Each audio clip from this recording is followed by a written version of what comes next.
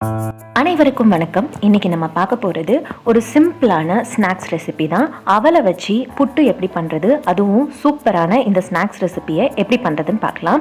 இதுக்கு நான் ஒரு கப்பு சிவப்பு அவல் எடுத்திருக்கேன். நீங்கள் சிவப்பு அவலுக்கு பதிலாக நீங்கள் நார்மலான வெள்ளை அவல் கூட எடுத்துக்கலாம். இந்த ஒரு கப் அவலை நல்லா கோர்ஸாக ரவை மாதிரி அரைச்சிக்கணும். ரவை ரொம்ப பவுடராக அரைச்சிடாதீங்க, ஓரளவுக்கு கொஞ்சம் ரவையாக இருக்கிற மாதிரி அரைச்சிக்கோங்க. இந்த மாதிரி இருந்தால் போதும். ஸோ இந்த மாதிரி ஆனதுக்கப்புறமா இதில் கொஞ்சமாக நம்ம தண்ணி விட்டு நம்ம புட்டுக்கு எப்படி பிசைவோமோ அது மாதிரி பிசைஞ்சிக்கலாம். என்ன ஆகும் அப்படின்னா, அவலில் நீங்கள் தண்ணி போட போட கொஞ்சம் கொஞ்சமாக அது அப்சார்ப் பண்ண ஆரம்பிக்கும். ஸோ அந்த அப்சார்ப் பண்ணுறதுக்கு நம்ம கொஞ்சம் டைம் கொடுக்கணும். அதுக்காக நான் கொஞ்சம் கொஞ்சமாக தண்ணி ஆட் பண்ணி ஓரளவுக்கு வெட்டாக இருக்கிற மாதிரி, அதாவது கையில் பிடிச்சோம் அப்படின்னா பிடிக்கிற பதம் வரணும்.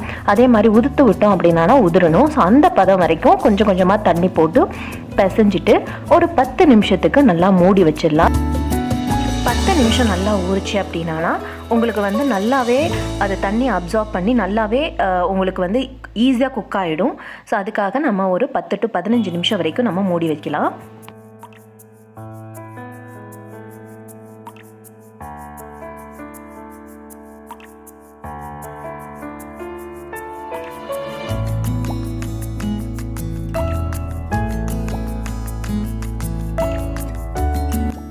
இதுக்கு நான் அரை கப்பு வெல்லம் எடுத்துக்கிறேன். ஸோ நீங்கள் அரை கப்பு அவல், அதாவது அரைக்கிறதுக்கு முன்னாடி அரை கப்பு அவல் எடுத்தீங்க அப்படின்னா அரை கப்பு வெல்லம் எடுத்துக்கலாம். இதில் 1/4 கப்பு நான் தண்ணி ஆட் பண்ணிக்கிறேன். ஸோ இதை நல்லா மெல்ட் பண்ணிவிட்டு நம்ம இதில் இருக்கிற கசடு எல்லாம் இல்லாத மாதிரி கொஞ்சம் வடிகட்டி எடுத்து வச்சுக்கலாம். இது நம்ம உருண்டை பதம் வர வரைக்குமே இந்த பாகு காய்ச்சணும். ஸோ இது நார்மலாக பண்ணுற புட்டை விட கொஞ்சம் டிஃப்ரெண்ட்டான ரெசிபி, ஆனால் டக்குன்னு ரெடி ஆகக்கூடிய ஒரு ரெசிபி. நார்மலாக நீங்கள் புட்டு பண்ணணும் அப்படின்னா நீங்கள் அதை நல்லா பிசைஞ்சு எடுத்துட்டு நீங்கள் புட்டுக்குழாயிலையோ இல்லை இட்லி பாத்திரத்துலையோ நல்லா வேக வச்சு எடுத்துட்டு அதுக்கப்புறமா தேங்காவும் கொஞ்சமாக நாட்டு சர்க்கரையும் போட்டு சாப்பிடுவீங்க. இந்த புட்டு இன்ஸ்டண்ட்டாக அப்படியே சாப்பிட்லாம். இதில் வெல்லம் தேங்காய் எல்லாமே இன்ஸ்டண்ட்டாக கலந்தே இருக்கும். இப்போ பாருங்கள், நான் வடிகட்டின வெல்லத்தை ஆட் பண்ணியிருக்கேன். இது நல்லா அந்த பாகுபதம் வரட்டும். அதாவது நம்ம உருட்டி எடுக்கணும். தண்ணியில் போட்டு பார்த்தோம் அப்படின்னா சாஃப்டான பாலாக நமக்கு வரணும். ஸோ அந்த பதம் வர வரைக்கும் இது நல்லாவே கொதிக்கட்டும்.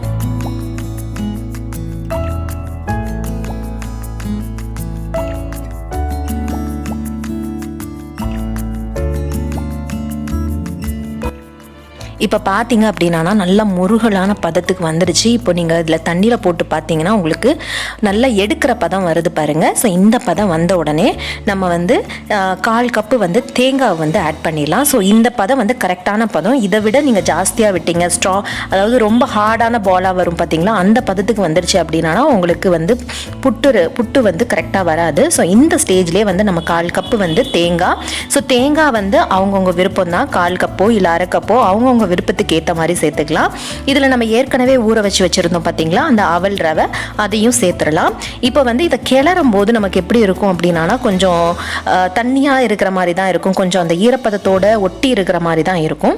இப்போ இதோட நான் கொஞ்சமாக நெய்யும் சேர்த்துக்கிறேன். ஸோ நெய் சேர்த்தோம் அப்படின்னா கொஞ்சம் மணமாகவும் இருக்கும். அதுக்காக இந்த நெய் சேர்த்துட்டு கொஞ்ச நேரம் நீங்கள் ஒரு 2 minutes கிளறினா போதும். கிளறிட்டு அப்படியே வச்சுடுங்க. ஒரு 10 நிமிஷம் கழிச்சு பார்த்தீங்கன்னா உங்களுக்கு சூப்பரான உதிரியான அவல் புட்டு கிடைச்சிடும்.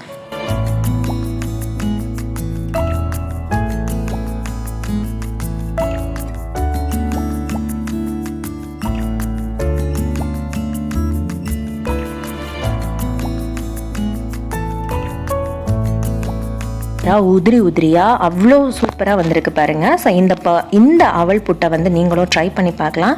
குழந்தைங்களுக்கு நீங்கள் ஸ்நாக்ஸ் பாக்ஸில் கூட பேக் பண்ணி கொடுக்கலாம். ஒரு சூப்பரான ஸ்நாக்ஸ் ரெசிபின்னு சொல்லலாம். ஈவினிங் டீயோட வச்சு சாப்பிட்றதுக்கு ஒரு நல்ல ரெசிபி. நீங்களும் ட்ரை பண்ணி பாருங்கள். இது பார்க்குறதுக்கு மட்டும் இல்லை, சாப்பிட்றதுக்கும் அந்த டேஸ்ட்டு அதனுடைய ஸ்மெல்லு அவ்வளோ அருமையாக இருக்கும். நீங்கள் ட்ரை பண்ணி பார்த்துட்டு சொல்லுங்கள். ஸோ நம்மளுடைய சூப்பரான அவல் புட்டு ரெடி. உங்களுக்கு இந்த வீடியோ பிடிச்சிருந்தா என்னோட சேனலை சப்ஸ்கிரைப் பண்ணுங்கள், லைக் பண்ணுங்கள், ஷேர் பண்ணுங்கள், கமெண்ட் பண்ணுங்கள். இன்னொரு சூப்பரான வீடியோவில் சந்திக்கலாம். தேங்க்ஸ் ஃபார் வாட்சிங்.